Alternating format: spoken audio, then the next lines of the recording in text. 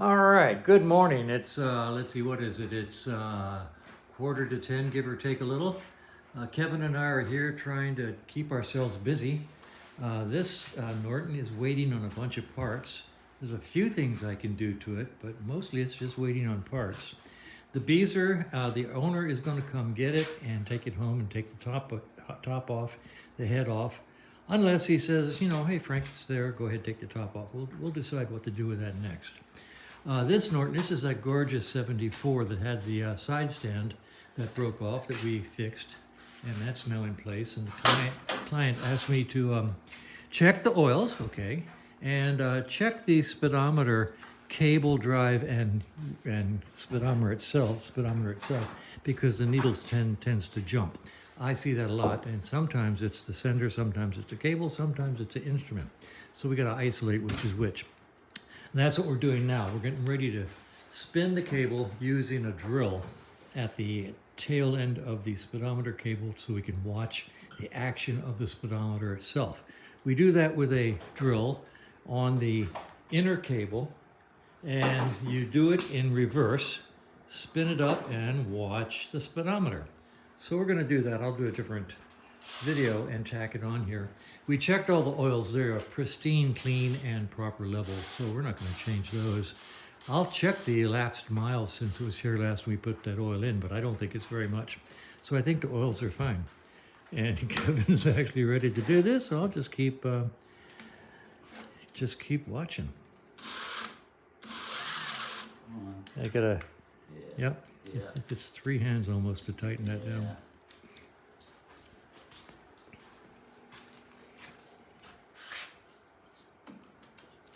You got it? There you go. All right, so we spin the inner cable in reverse. And reverse is... Yep, that one. Yep. Push? Yeah, push it in. Yeah, there we go. Okay. And now hold the outer cable as you push the inner cable, because it'll tend to come out. Okay. Okay? Ready? Yeah, spin her up. Ain't nothing wrong with that. I'll hold it up there.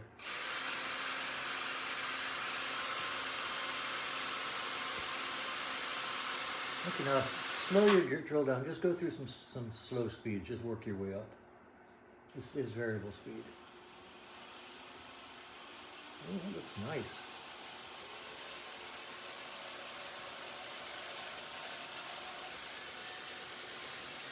Well, you know what? I'm going to lube that cable, and I'll lubricate the cable anyway. And I don't really suspect the...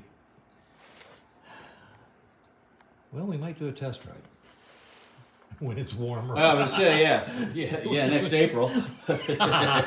It's cold outside, guys, by our standards. Well, we'll lift the rear wheel up, put the little stub of a cable in it, give it a spin, and see.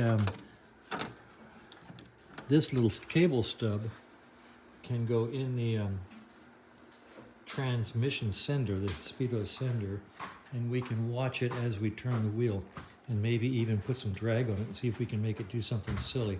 We'll do that in a different video. Okay, I've got the cable. We've got the cable stud in the Speedo sender. You can spin that wheel and put a little drag on the cable with your fingers. Yep. Do you feel any? Oh, it's rotating. Yeah, you can feel it rotate. And nothing dragging, nothing snapping, nothing. No, very smooth.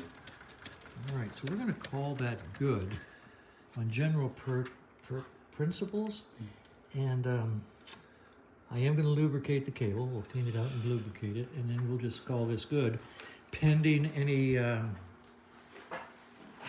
further problems with it. Yeah, tell him Kevin came for coffee and his gym clothes, and some bitch made me work. Hey, big guy, I hate to say that's on video. That's all right. You come for coffee, get put to work. That's right. I'm going to leave it on there, too. Yeah, might as well. That's why I'm over here by the heater, man. It's cold. It is chilly today here in Phoenix.